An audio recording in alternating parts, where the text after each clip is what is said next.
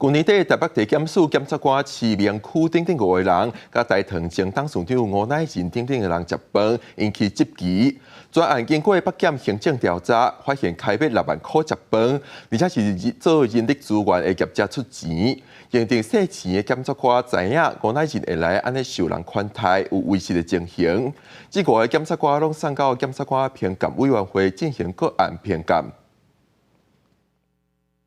伫高级的日本料理店用餐，真侪个北检检察官受连续离开。不过去年底这场餐会，互人压出，将大同董事长吴乃仁有参加，因为吴乃仁牵涉到大同买地弊案，检方共度用餐嘛引起争议。经过北检启动行政调查，查查结果公布，认定出席的5个检察官拢有违实。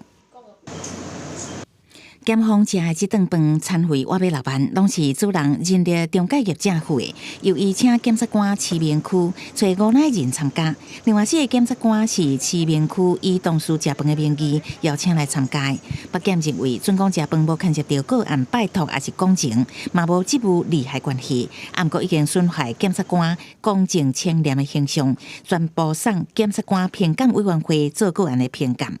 今天的问题不是说有这种餐饮接触，不是这个问题了，而是说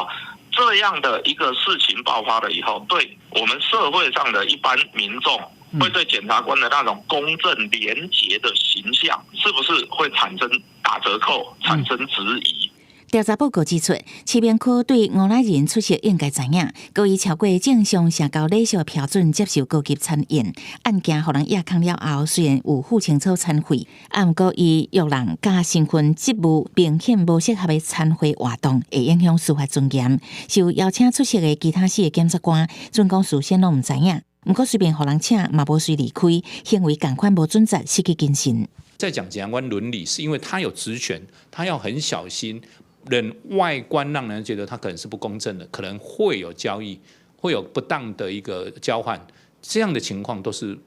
不行。比起一般民众，民间事改会表示，检察官有更较侪职权，讲甲做爱更较注意，唔通无准则。记者综合报道。